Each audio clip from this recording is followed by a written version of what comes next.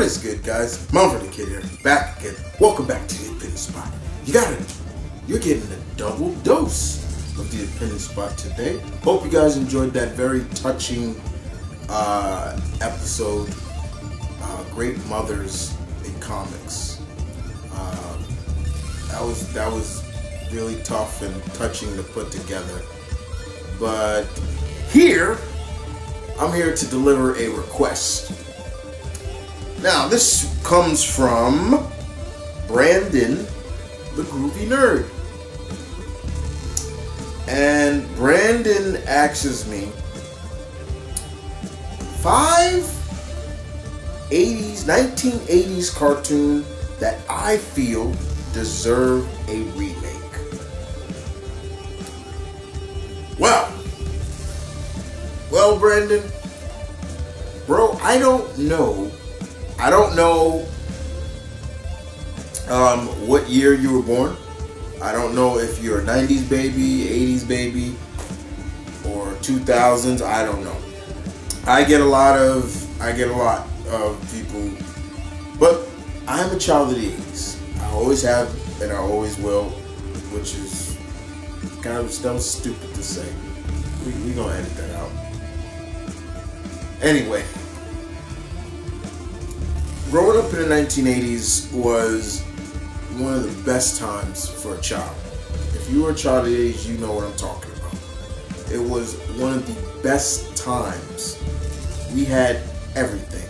Great movies, great TV shows, great cereal, great cartoons, and the beginning of the real video games. Yeah. And I can recall every Saturday getting up, getting myself a big bowl, taking some cereal, dumping that sumbitch in that bowl, popping that milk in there, and sitting in front of the TV from the crack of morning, 7 a.m. all the way to the afternoon of 12 p.m. and nothing but cartoons. Great times. Good times. I miss it. But when we look at the cartoons, there have been a lot of remakes and a lot of cartoons that debuted in the 80s that continue to go on with updated versions. He-Man comes as an example. Transformers, G.I. Joe, Ninja Turtles, Ghostbusters to some degree, and yes, even Thundercats.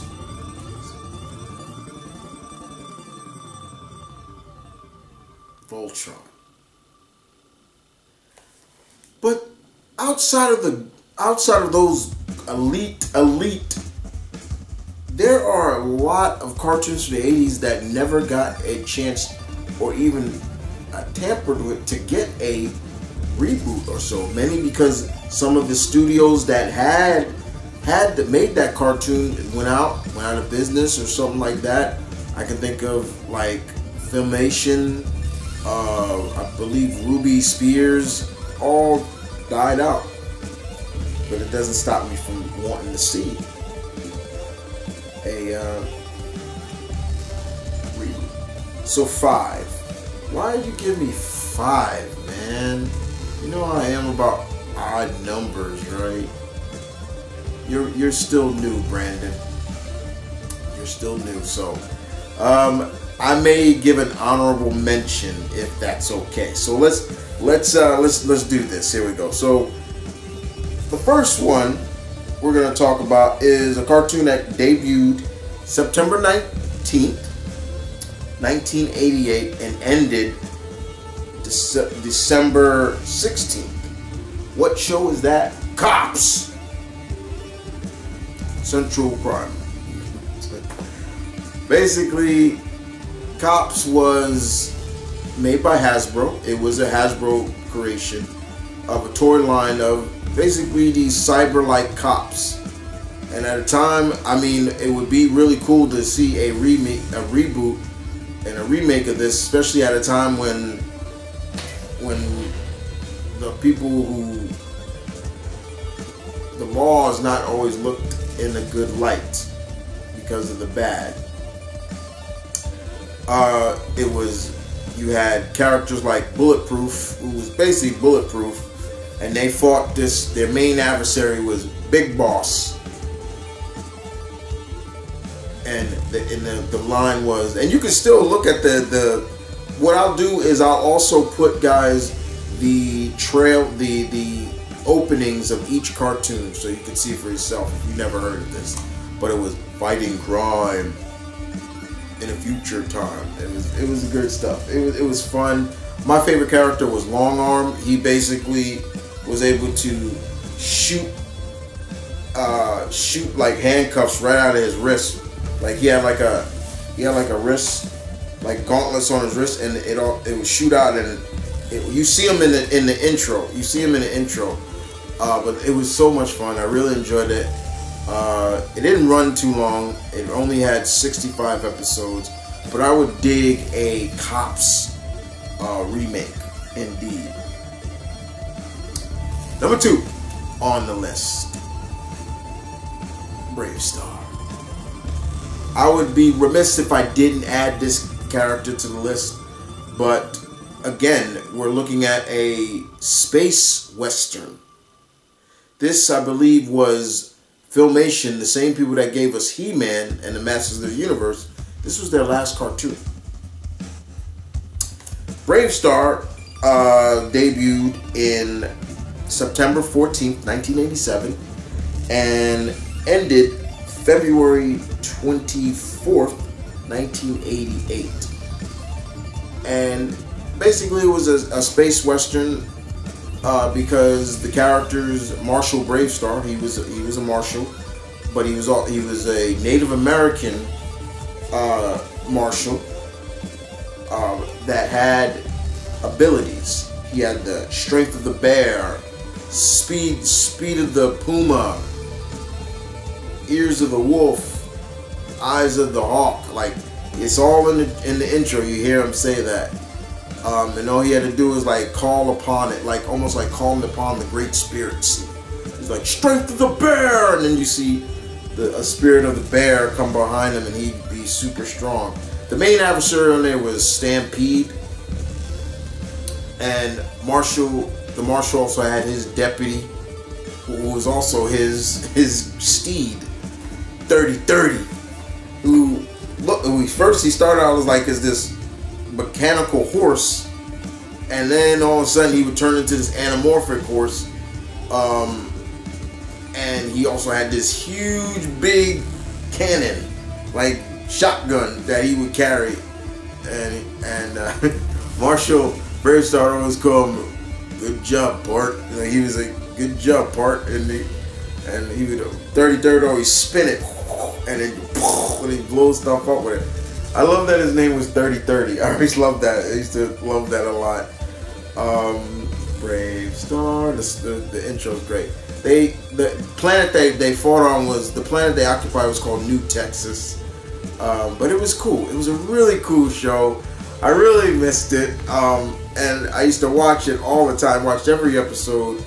It just takes me back to the good old days when cartoons had intros. The intros got you ready for the cartoon itself.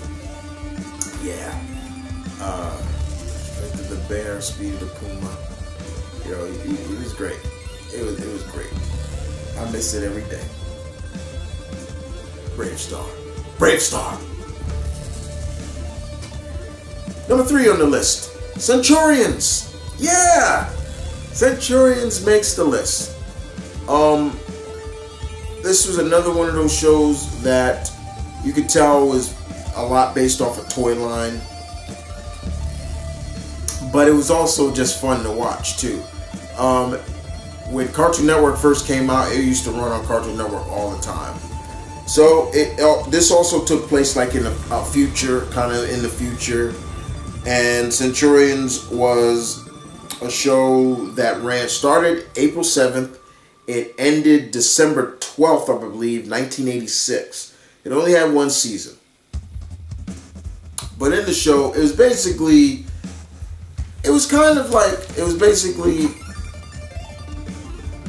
Doc Terror was the main villain. He was like this cyborg-like villain, and of course wanted to rule the world.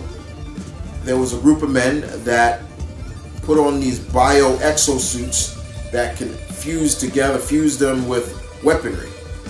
And from Sky Command, that was their base. And Sky Command, and I'm forgetting the woman's name that kind of helped them when choosing their weapons.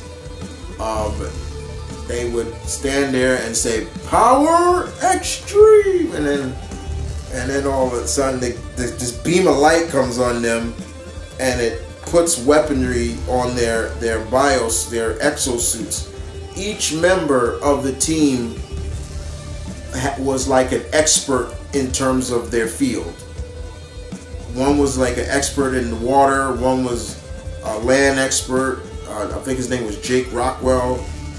Ace McCloud, you guessed what that was. He was from the air. And then they introduced two more characters. One of them was a Native American. But it was fun. It was a lot of fun, and the theme just got you into it too. It just had a very just heroic theme. And like I said, guys, I'll leave the links in the link down below. But Centurions was fun, and I wouldn't mind a remake of this with a little bit more explanation in terms of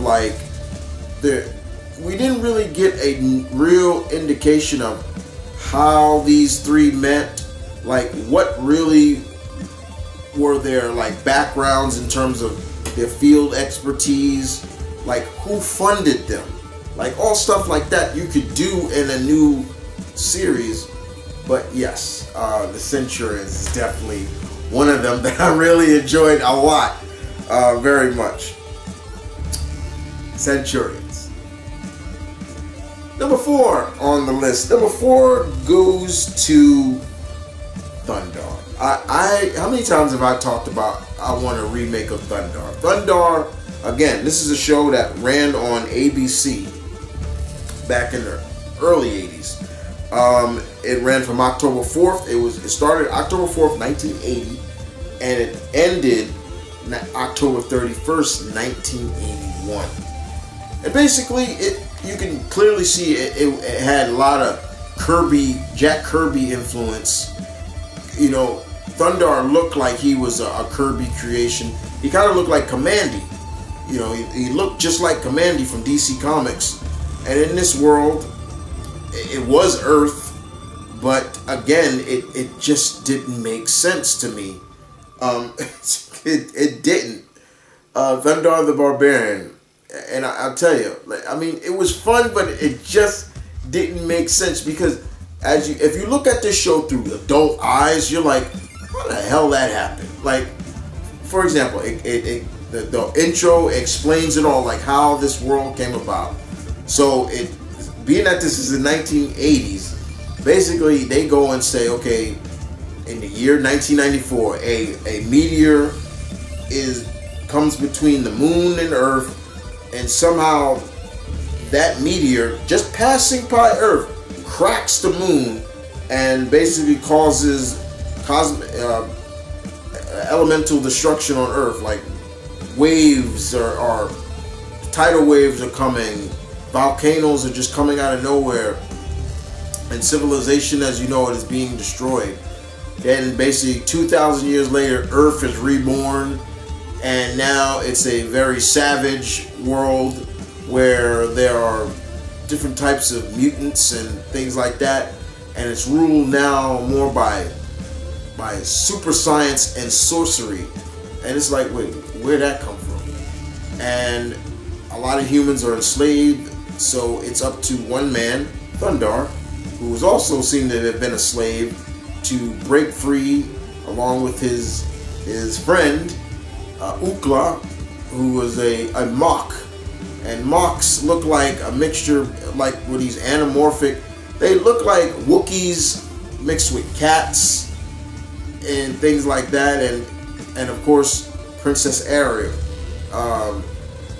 who seemed to know about the past Earth, but she can use magic. And it's just like, that's where it starts coming from. Thundar carried a sword called the Sun Sword. He would take it off his gauntlet, and all of a sudden, once he held it, zoom, like this blade of light would come out. It would look like a lightsaber, and he fought with it. They never explained where he got it from, how does it truly work, things like that. But it was a fun show. But if they did a remake now, definitely I would want to know where he got it from. Why is the world like this? You know, are mucks mutants that humans that mutated and things like that? That's what I want to know. Most of the time, Thundar always fought like wizards, things like that. But there were times where he fought like Amazons and all kinds of other stuff.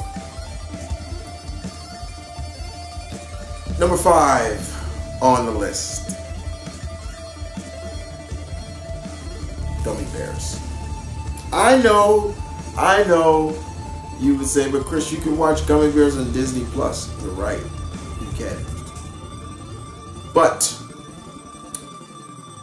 there are several Disney cartoons that I would love to see get remade. We got DuckTales, which was fun. DuckTales was great. But Gummy Bears is one of them that I would love to have seen get a remake. The Gummy Bears has such a great theme too. That theme is just, it gets you. You get into it too. When you hear that theme, it's just, it gets you, and it takes you back to when you were a kid watching this show. It just, I'm not gonna sing it, but no, I can't. I can't, y'all. But it was just great. It really was. It was just so great. I loved it. Like I said, it ran from September 14th, 1985, all the way up to February 22nd, 1991. So it had a good run. It had a really good run, and it was fun. It was about these mystical bears that had this gummy berry, this juice that they would make called gummy berry juice, and when they drink it, it would make them very bouncy, and they could bounce around and everything like that. It took place, I would think it took place in the dark era, the dark ages, because there were knights and goblins and things like that around. So, but yeah, man, I missed it. We get teases, we got like hints of it in the DuckTales remake. We saw like they were legends, but it was still fun to see. And I give them a lot of credit for getting that to them. But yeah, Gummy Bears. Gummy Bears bouncing in. Sorry. I'm sorry, y'all. I'm sorry with that. I was getting into it. Sorry. I'm dead sorry. Honorable mention. I know you said, Brandon, you said 5, but I have issues with odd numbers. Sorry. So I gotta give an honorable mention. And what honorable mention? What character is this? Tallyhawk! Wings of silver, wings of steel, Silverhawks. I'm sorry. Bros, I'm sorry, man. Those themes, man. Yes, Silverhawks. Silverhawks was created by the same people, Ted Wolf, that created Thundercats. And the problem with this show and Tiger Sharks and all the others, Thundercats just blew them out of the water.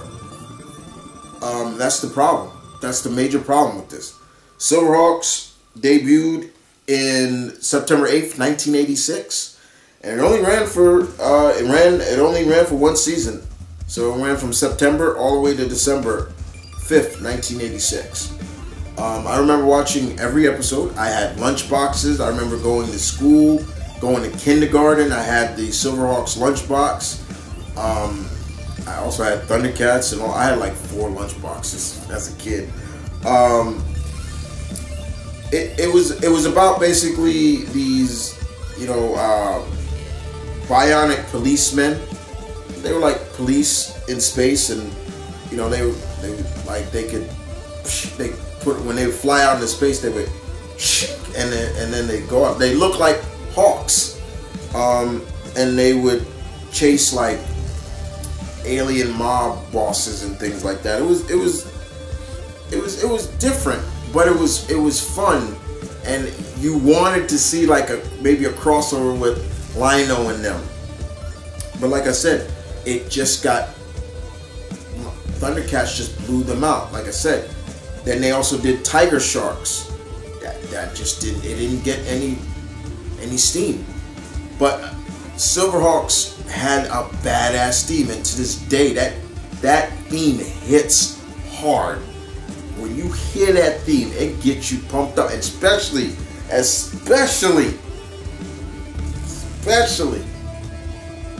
when you hear that guitar solo. It's like, oh my God! It's like, where's Slash at? You know, that's all I can think of. It's like you hear this after the chorus of Silverhawks and Silverhawks, and then it soaring through the highways of the heavens to the sky, on wings of hawks and wings of thunder. And then on to this guitar. Oh my God, it gets you so pumped. And it's just like, you don't get cartoons like that this day. There's no cartoons like that where just the intro alone gets you pumped for the show. So I had to throw Silverhawks in there for honorable mention. But yes, guys, those are 6 1980s cartoons that I would love to see. I would love that I feel deserve a reboot. You tell me in the comment section down below, what are some of your favorites? What's an 80s cartoon you would like to see you feel deserves a remake? It could be anything. Hell, I could even put Danger Mouse up in there. I was a fan of Danger Mouse. Yeah, you know, Galaxy Rangers. I can go on and on. But with the likes, but what I don't want to see, guys, I don't want to see He-Man. I don't want to. I'll allow Thundercats, because God only knows Thundercats deserves better than that. That bullshittery that I can't believe Cartoon Network had the audacity to air that bullshit. Okay? Thundercats Raw and all that crap. Still to this day, the only thing I refer to in terms of Thundercats is the original cartoon and the Wildstorm comics that were great. But yeah, man. So, no He-Man, no G.I. Joe, no Turtles, no Transformers, none of that. Because they already have it. But if you are a child of the 80s, or you love 80s cartoons, put a cartoon from the 1980s, my era, my fellow children of the 80s era, that deserves a reboot. You guys take care. Thank you for listening. Thank you for watching. Brandon, Groovy Nerd. Respects to you, brother. Thank you for this request. I have so much more to finish, but I can tell you one thing. I'm having a damn good time doing it. You guys take care.